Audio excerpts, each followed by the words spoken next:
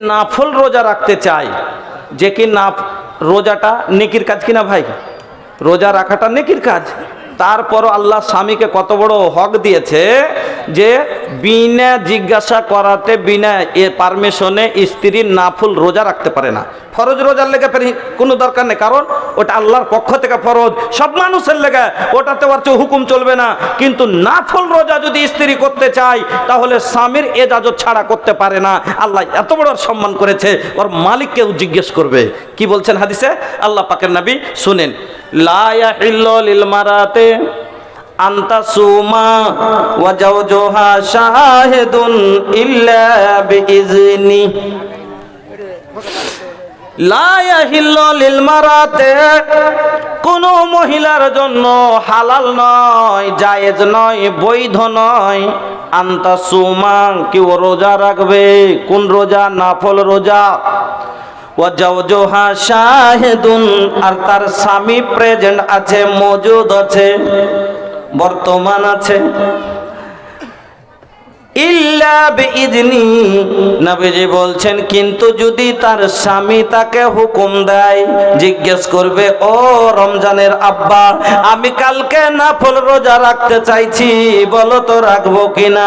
বলে যদি হ্যাঁ রাখো তাহলে রাখতে পারে, আর যদি বলে দেয় না রাখবে না তাহলে নাফল রোজাও রাখতে পারবে না। 3 নাম্বার হক এটা হলো স্ত্রীর ওপরে তার স্বামীর, যে বিনা এজাজতে কাজ করতে পাবে না। 4 নাম্বার, আমার মা বোনেরা ভালো করে শুনেলেন, আল্লাহ পাকের নবী বলছেন, লা তুনফিকিল মারআতা শাইআন মিন বাইতে জাওজিহা ইল্লা বিইজনি জাওজিহা, কিলা ইয়া রাসূলুল্লাহি ওয়ালা তুআম। কত সুন্দর হাদিস। 4 নাম্বার হক, নবীজি বলছেন, লা তুনফিকিল মারআতা, কোন মহিলা যেন ব্যয় না করে, খরচ না করে। কি থেকে? স্বামীর বাড়ির মাল থেকে। ইল্লা বিইজনি জাওজিহা, স্বামীর বিনা আদেশে, বিনা এজাজতে, কিন্তু এজাজত লিয়ে খরচ করতে পারে। এবার বললে মুলি সাহেব টাকা 1.5 লাখ বাড়তে আছে, হ্যাঁ, আর স্বামী আছে বিদেশে, নুন ওড়িয়ে গেছে, তাইলে কি করব নাকি? তো ফোন করতে হবে তাইলে, যে হ্যালো আজি জানো বাড়িতে নুন নাই, তো তাইলে ফোন করে নুন নিতে হবে নাকি? না, জরুরি যেটা সেটা তো লাগবে, যেটা বাড়ির জরুরত সামান সেটা নেবে। কিন্তু অনেক মহিলা আছে চুন্নি, স্বামীর মালকে নিজের করবে রাতে থাকে সুদ্ধা। অনেক জায়গায় দেখা যায় যে কি করে, ভুট্টার সময় ভুট্টা মেরেছে, ওখানে গলি থেকে 5 বড় আলাদা করে দিলে ও টাকা করবে আপনার। স্বামীর মাল থেকে সরষে বিক্রি করে দেয়, চাল বিক্রি করে দেয়, অপচয় নষ্ট করে। কাপড়ের দরকার নাই, কাপড় কিনে লাই, বর্তনের দরকার নাই, বর্তন কিনে লাই। ও নিজের মনে মনে মালিকানা করে খরচ করে। নবীজি বলছেন, লা ইয়াহিল্লু লিল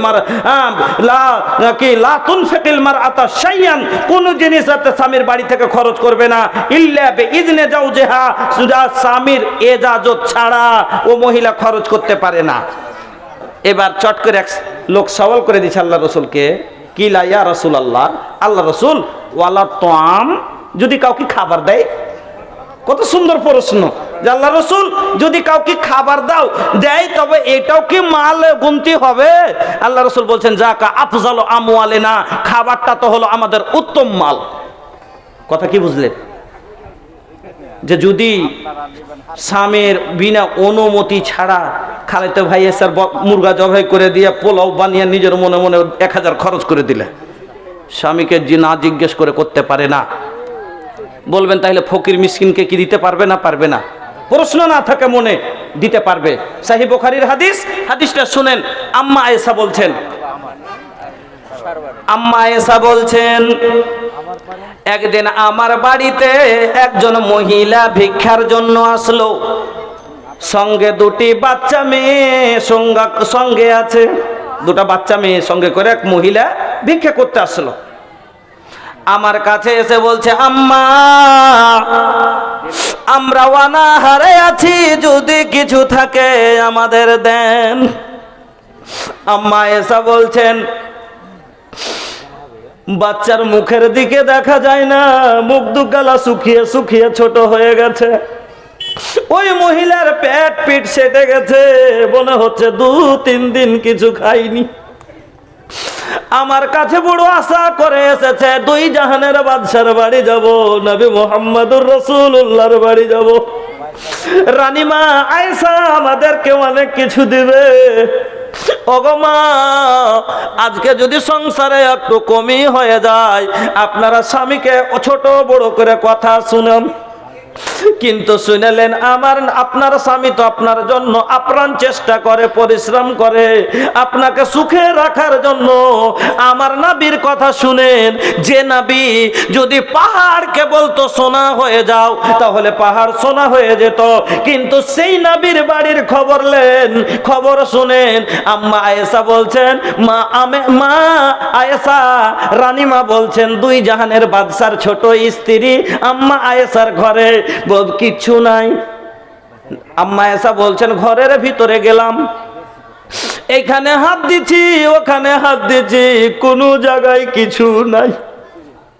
অনেক খোঁজাখুঁজির পরে পাইলাম কি, গায়রা তামরাতিন, আমার বাড়িতে সেদিন একটা খাজুর ছাড়া আর কিছু ছিল না।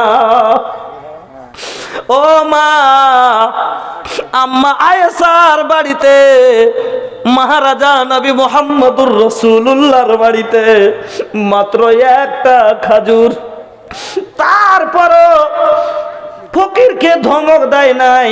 আর যদি আপনার রান্না ভাতে ফকির চলে আসে, আপনি বলবেন, নিজে তোকে খাইটা খাই, রান্না তো মুখে দিতে পাইনি, তোকে কেন করে খাই দিব? আম্মা আয়েশা একটা খাজুর যদি মুখে দেওয়ার জন্য আরেকবার মুখে দিয়ে হয়তো একটু জল পান করতেন, কিন্তু আম্মা আয়েশা বলছেন, ফাআতাইতুহা ইয়াহা, বুখারীর ইবারত। আম্মা আয়েশা বলছেন, ফাআতাইতুহা ইয়াহা, আমি ওই খাজুরটাই এনে ওই মহিলার হাতে দিয়ে দিলাম। এই হাদিস শোনার পরে আশা করছি কোনো মা খালার আঁচলে যদি 10টাও টাকা থাকে ঘুরিয়ে নিয়ে যাবে না। কারণ আম্মা আয়েশার কথা শুনে মাত্র একটা খাজুর, আর কোনো বাবজির পাকেটে যদি 10টাও টাকা থাকে আশা করি উনি নিয়ে যাবেন না। এই হাদিস খুব জটিল হাদিস। বাবা, আমি আপনাদের কাছে চাঁদা চাইবো না। কেন? চাঁদা চাইলে আপনারা উঠে চলে যাবেন, আমার ওয়াজটা ভালো হবে না। হ্যাঁ, আপনাকে পুরোটাই আমি শোনাতে পারবো না। এই জন্য এই হাদিস শোনার পরে যদি আপনাদের কাছে 500-200 কিছু 100 দেওয়ার থাকে, এটা মসজিদের কাজ। মসজিদ আপনারা কি জিনিস আপনারা শুনলেন, আমি ওদিকের জন্য গেলাম না। আপনারা দিয়ে নিজে নিজে এখানে ফেলে দিবেন, আর এখানে রেখে চলে যাবেন। আমি মুসাফির, আপনাকে দোয়া দিব। আমি অত বাংলা ঝাড় নিয়েও গাইতে জানি না, আমার দোয়া দেওয়ার ক্যাপাসিটি একটু আলাদা। দোয়া সব সময় কবুল হয় না, দোয়া কবুল হওয়ারও কিছু সময় আছে। আমি ওই সময়তে দোয়া করব যে সময়টাতে আল্লাহ কবুল করার জন্য নিজে প্রস্তুত থাকেন। কেন? আপনারা জানেন, রাতের 2 ভাগ যখন শেষ হয়ে যায়, শেষ ভাগে আল্লাহ নিচে আসমানে চলে আসেন আর বলে, বান্দা উদুনি আস্তাজিব লাকুম, চাও কি নেবে, আমি দেওয়ার জন্য প্রস্তুত। আমি মুসাফির, এখান থেকে বের হব, আমার সফরে 3টার সময় আমি ট্রেনে থাকবো। ওই অবস্থাতে আল্লাহকে বলি, আল্লাহ বড় আশা দিয়ে মানুষের কাছ থেকে নিয়েছি, আল্লাহ তুমি যদি পুরা না করো আমি বেঈমান হয়ে যাব, মালিক তুমি পুরা করো। ওই সময়তে দোয়া করি আমি, আমার উপরে দোয়া যদি বিশ্বাস থাকে, আশা করি 10টাও টাকা আমার কাছে দিয়ে আপনি দোয়া নিয়ে যাবেন। এটুকু আমার দীর্ঘ বিশ্বাস, আমার অন্তরের বিশ্বাস আপনার উপরে, যে 100, 200, 500, 100, 1 টাকাও থাকলে দিয়ে আপনারা দোয়া নিয়ে যাবেন। এটুকু আপনার কাছে আবদার রেখে আমি বক্তব্য রাখছি। আম্মা আয়েশা বলছেন, ফাআতাইতুহা ইয়াহা, আমি ওই খাজুরটা এনে মহিলার হাতে দিয়ে দিলাম। তারপরে দেখলাম, ফাকাসামাতাহা বাইনা ইবনাতাইহা, ওই মহিলা খাজুরটাকে আধাদি করে বরাবর করে 2 ভাগ করলো। একটা খাজুরকে আধাদি করলো, অর্ধেকটা এই মেয়েটার মুখে, অর্ধেকটা ওই মেয়েটার মুখে দিল। ওয়ালাম তাকুল মিনহা শাইয়া, আর নিজে কিছুই খেলো না। ওরও ভিতর সুখী আছে, খাওয়ার লেগে ছটফট করছে, কিন্তু বাচ্চার মহাব্বতই এত। আহা, মা কি জিনিস! মা গো, দুনিয়ার বুকে সব চাইতে দামি, হ্যাঁ, সব থেকে মিষ্টি জিনিস, সব থেকে প্রিয় কি মা। এজন্য তো আপনার বাংলাতে একটা গজল বলে না, বউ হারালে বউ পাবি রে প্রতি ঘরে ঘরে, মা হারালে মা পাবি না হাজার সাধন করে। তাই বইয়ের কথাই মাকে তোমরা করো না অপমান, তোমার দেহের রক্ত মাংস সবই মায়ের অবদান। এই কথা যেমনি বলা, একটা জাহিল লোক কইছে, মুলি সাহেব গাজালটা যে কইছা করে ভুল কইছে। কইছে কেনেজি ভাই? কইছে বউ হারাইলে বউ পাবি প্রতি ঘরে ঘরে, মা হারাইলে মা পাবি না। আমি কইছি মা পাওয়া যাবে, বহিন পাওয়া যাবে, বাড়িয়েলি পাওয়া যাবে না। কইছে কেন করে রে ভাই? কইছে মুলি সাহেব, কইছে তোমার বুঝার ভুল আছে। কইছে না, তোমার বুঝার ভুল আছে। কইছে কেমন করে রে ভাই? কইছে দেখ, আমি কইছি ও এ ভাই, বিয়ে করলে বাপ বিয়ে করলে মা আসলে নিজের মা কি হবে? সতার মা হবে। কিন্তু স্ত্রীকে যদি 4টা বিয়ে করা যায় তাও কি বলা যাবে নিজের স্ত্রী? ও নিজেরই হবে। তো কেমন করে হলো না? ও কইছে বলি স্যার বিয়ে করলে না হলো যে ফ্রিতে তো হয় না। ফ্রিতে ফির কি হয় খেপা? কইছে কেন? এখানে মা মরুক, পাড়া পড়োশের মহিলা এসে কইবে তোর মা মরলে তো কি হলো, মা কহার মন হলে হাঁকি কহিস। হ্যাঁ, বহিন মরলে খালে তো বহিন কইবে হাঁকি বহিন কহে ডাকিস। কিন্তু আজ তাক দেখেছো মৌলভী সাহেব কাউরির বাড়ি এলি মরেছে, আর কেউ এসে পাড়া গ্রামের কয়েছে যে হাঁকি বাড়ি এলি কহিস। কয়া যাবে কি ভাই? আল্লাহ মাকে এত সম্মান দিয়েছে পৃথিবীর জমিতে, হ্যাঁ, যার জন্য যার শরীরের রক্তর বিনিময়ে আজ দুনিয়া দেখতে পেরেছি। ও যা হোক, আম্মা এসা বলছেন ওই মহিলা বাচ্চার মায়াতে নিজে মুখে দিল না, ওই খাজুরটা ভাগ করে 2 মেয়ের মুখে তুলে দিল। সুম্মা কামাত ফাঁকা রাজাত, ওখান থেকে উঠে চলে গেল। ফাদাখালান নবী সাল্লাল্লাহু আলাইহি ওয়াসাল্লামা, যখন আল্লাহর নবী বাড়িতে আসলেন, এই কথাতে বোঝা গেল আম্মা আয়েশা যখন খাজুরটা দিয়েছিলেন নবী বাড়িতে ছিলেন না। স্পষ্ট হলো কেন? আম্মা আয়েশা বলছেন ফাদাখালান নবিয়্যা সাল্লাল্লাহু আলাইহি ওয়াসাল্লামা, যখন নবী বাড়িতে আসলেন আমি পুরো ঘটনাটা খুলে বললাম। আম্মা আয়েশা ফের ঘটনাটা নবীর সামনে দৌড়াইছে যে আল্লাহ রাসূল মা কি জিনিস আজ বুঝতে পারলাম। এরকম একটা মহিলাকে দেখলাম 2টা বাচ্চা নিয়ে এসছে, এত না খেয়ে আছে, কিছু নাই, একটা খাজুর ছিল বের করে দিলাম, খাজুরটা আধারি করে ভাগ করলো, 2 কন্যার মুখে দিল, কিন্তু নিজের মুখে দিল না, বাচ্চার ময়াতে নিজে মুখে দিতে পারলো না। আল্লাহ রাসূল বলছেন শোনো আয়েশা, মানে তোলে আবে শাইম মিন হাযিল বানাত, এই যে মেয়ে দুটি আল্লাহ তাকে দায়িত্ব দিয়েছে, তাকে জিম্মেদারি দিয়েছে, এই পরীক্ষাতে আল্লাহ তাকে ফেলে দিয়েছে।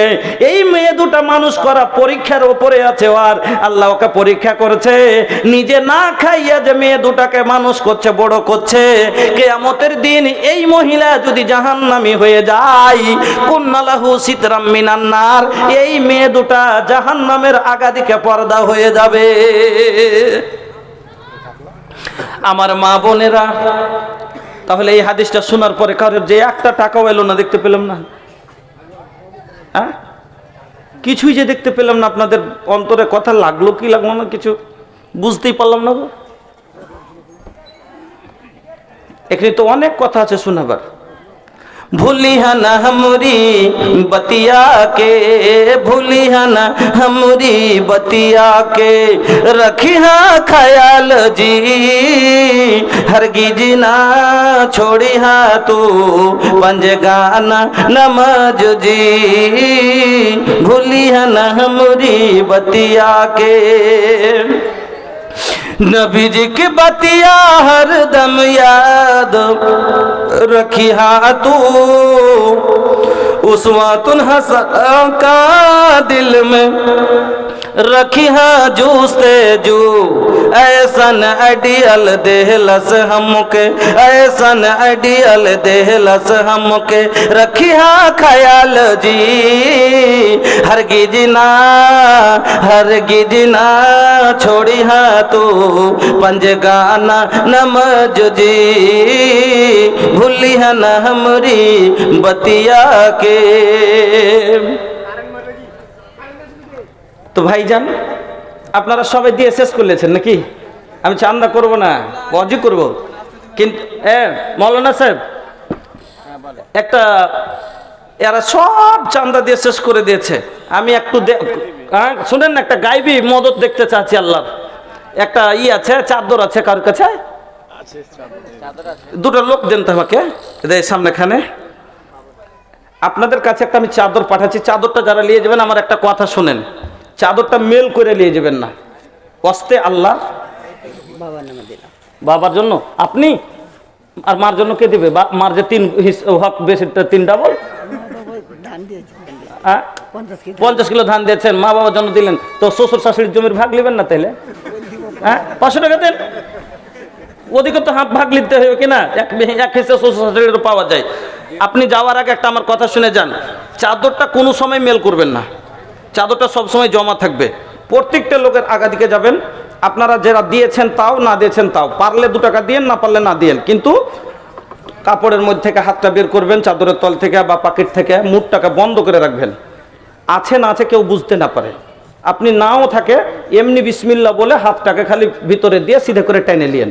হ্যাঁ, আপনি বিসমিল্লাহ বলে হাতটাকে সিধে করে টেনে নিয়েন, কিন্তু একটাও লোক ছাড়িয়েন না। আমি আপনাকে এক্ষুনি দেখতে পাবেন যে কিভাবে মদত হয়, এক্ষুনি দেখতে পাবেন আপনি। হ্যাঁ, যারা माशाल्लाह इतना खूबसूरत चेहरा हाई देहिया देखी नहीं एकदम माशाल्लाह नेता नियन लगाता। হ্যাঁ, আপনাকে বলতেই হবে না, আমরা চেহারা দেখে দেখি পড়ে লি যে কার কাছে কি আছে। হ্যাঁ, 5000 টাকা থেকে 5 পয়সা কম লুবো না, একটাই দান লুবো, চাহে তার ওর থেকে আর কাউকেও চাহবো না।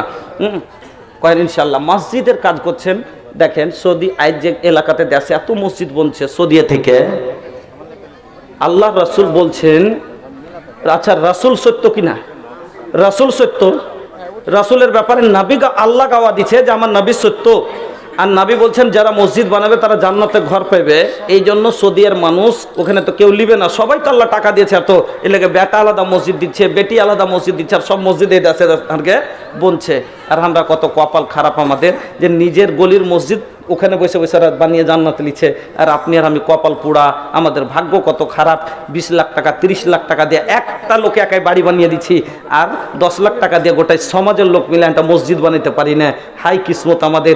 20 লাখ টাকা দিয়ে বাড়ি বানালে কেতাবের কোনো পাতাই লিখা নাই জান্নাতে যাবেন, কিন্তু 20,000 টাকা জীবন খরচ করে দেন, গ্যারেন্টি জান্নাতে যাবেন, রাসূলের কথা। এই জন্য আলহামদুলিল্লাহ আল্লাহ খুব ভালো রেখেছে, চেহারা দেখে চিনতে পারছি। টাকা 5000 টাকা খুশি হয়ে দেন না, আমার আরমান টাকা রাখেন, আজ না হয়েছে 2 দিন পরে দেন, 4 দিন পরে দেন, হ্যাঁ, কিন্তু 5 করে দেন, এটা রাখেন কথা। হ্যাঁ, মসজিদে দিচ্ছেন, দিল খুলে দেন। সহিহ হাদিস, বুখারীর হাদিস, আল্লাহ বলছেন আনফিক উনফিক, তুই খরচ কর, আমি তোর জীবনের খরচ কবুল করলাম। সহিহ বুখারীর হাদিস। 5000 টাকা দেন, আর মনে মনে একটা নিয়ত করেন, আল্লাহ আমার কি আছে, সব তো তোমারই, তোমার দেওয়া পায়ে হাঁটছি, তোমার দেওয়া জমিনে আছি, তোমার দেওয়া রিজিক খাচ্ছি, আমি তোমাকে কি দিব? তুমি বলেছো দাও দিব, তো আমি কি দিব? ফকির আমি। আল্লাহ 5000 টাকা দিলাম, আর আমার জীবনের সমস্ত খরচের জামানত আল্লাহ তোমাকে দিয়ে দিলাম। ইন্নামাল আমালু বিন্নিয়াত, যদি নিয়ত করে থাকেন সত্যি 50 লাখ টাকারও যদি দরকার পড়ে যায়, এরকম কোনো অসুখ হয়ে গেছে, অনেক জায়গায় দেখেন এমন গরিব লোক, ওকে এমন অসুখ হয়েছে যে 50 লাখ টাকা লাগবে, দেখেন কোনো নেতার দ্বারাতে এলাজ হয়ে গেল। তবে নেতা কি করেছে? আল্লাহ আর বেরেনে দিয়েছে, যা মদত করো। আর আল্লাহ তো ডাইরেক্ট আসবেন না মদত করতে, ওর দ্বারাতে করাবে, কাউরির দ্বারাতে করাবে, মুখিয়ার দ্বারাতে করাবে, হ্যাঁ, এমএলএর দ্বারাতে করাবেন। এটা হলো আল্লাহর তরফ থেকে। এজন্য যত মানুষ আছে আমি একটাই কথা বলবো, এই নিয়ত করে 500 টাকা পারলে করে যান, আর আল্লাহকে বলেন, আল্লাহ আমার দরকার আছে, তোমার নাই। পা নষ্ট হোক 2 লাখ লাগবে, ব্রেন নষ্ট হোক 10 লাখ লাগতে পারে, কিডনি নষ্ট হোক 25 লাখ লাগতে পারে। আল্লাহ তুমি এই 5000 টাকা ফকিরের লাও, 200 টাকা ফকিরের লাও, আর আমার জীবনের সমস্ত খরচ কবুল করো। ইনশাআল্লাহ 10 লাখ টাকার যদি দরকার পড়ে যায়, যে খাল থেকে হোক, আল্লাহর ওয়াদা আছে। আল্লাহ বলছেন ইন্নাল্লাহ লা ইউখলিফুল মিয়াদ, তোর আল্লাহ কোনোদিন ওয়াদা খেলাপ করে না, করে না, করে না। আল্লাহ যেখান থেকে হোক পুরা করবে ইনশাআল্লাহ। কোরআন বলছে এই কথা। হ্যাঁ, ইনশাআল্লাহ উনি করে দিলেন 5000 টাকা। জাযাকাল্লাহ, বারাকাল্লাহ, হায়াকাল্লাহ, আল্লাহুম্মা বারিক ফি আহলিকা ওয়া মালিক। এই হাদিসের উপরে আমল করে 100টা টাকাও যদি পারেন, তো এই হাদিসটা শুনলেন কিনা যে আল্লাহ বলছেন যে তুমি আমাকে দাও, আর আমাকে জামানত দিয়ে দাও তোমার জীবনের খরচের। তো 100টা টাকা দিয়ে নিজের জীবনের যদি জামানত আল্লাহ নিয়ে নেয়, 500টা টাকাতে আল্লাহ যদি আমার 5 লাখ টাকার জামানত নিয়ে নেয় বেমারির খরচের, তাহলে দিবেন না কেন ভাই? হ্যাঁ, হুঁশিয়ার হন, হুঁশিয়ার হন, আপনার এখানে দিয়ে দিবেন। আমি ওয়াজ শেষে গেছে সেটা বলে ওয়াজ করিনি, আমি তো এখন 4টে পয়েন্টে গেছি, এখনো 6টা আছে বেঁচে। হ্যাঁ, আপনারা প্রীতি বসে থাকেন, ইনশাল্লাহ আপনাকে আমি শুনিয়ে যাব, আপনাকে ওয়াদা দিলাম। আলহামদুলিল্লাহ উনি করে দিলেন 5000 টাকা।